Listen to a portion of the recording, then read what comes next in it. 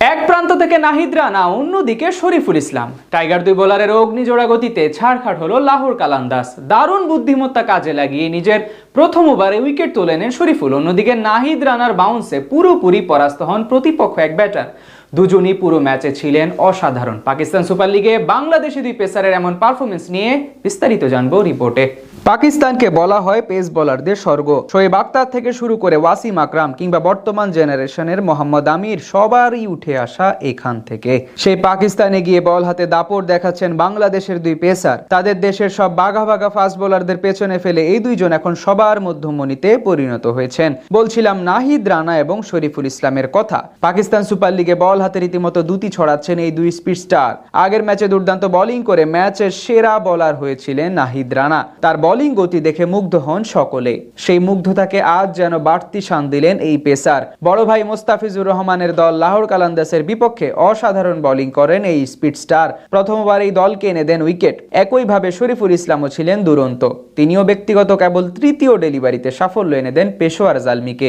আজ আগে ব্যাট করতে নেমে লাহোর কালান্দাসের বিপক্ষে 173 রান করে ফ্র্যাঞ্চাইজিটি। সেই রান মোকাবিলা করতে নেমে ইনিংসের দ্বিতীয়বারে অধিনায়ক বাবর আজম বল তুলে দেন শরীফুলের হাতে।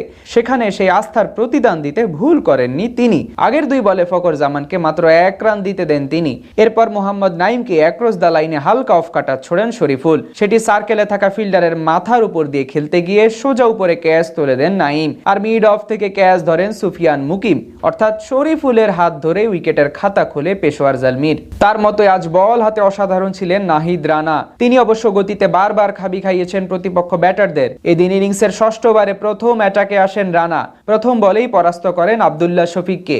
এরপর ব্যাটারের মাথার উপর বাউন্স দিতে গেলে সেটি থার্ড ম্যান অঞ্চল দিয়ে বাউন্ডারি হাঁকান শফিক। তবে মাইন্ড গেমে শেষ পর্যন্ত জয়টা টাইগার পেসারেরই হয়েছে।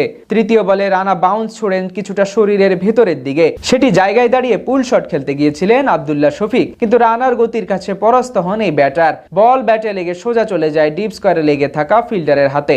এরপর 13তম ওভারে আরো একবার বল করতে এসে দলকে সাফল্য এনে দেন এই পেসার। এরপর রানার কোমরের উপরে ডেলিভারি সোজা ব্যাটে খেলতে গিয়ে উইকেটের পেছনে ক্যাচ তুলে দেন ব্যাটার ওসামা মির। সেটি সুপারম্যানের মতো ঝাঁপিয়ে পড়ে তালুবন্দি করেন কুশাল মেন্ডিস। আজ 3 ওভারে 6-এর নিচে কোনো মিনিটে জোড়া উইকেট শিকার করেন রানা, আর শরীফুল নেন 1 উইকেট।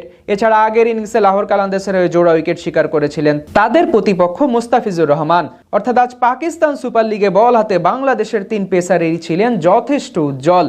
সেই মুগ্ধতাকে আজ যেন বাড়তি শান দিলেন এই পেসার। বড় ভাই মোস্তাফিজুর রহমানের দল লাহোর কালান্দাসের বিপক্ষে অসাধারণ বোলিং করেন এই স্পিড স্টার। প্রথমবার এই দলকে এনে দেন উইকেট।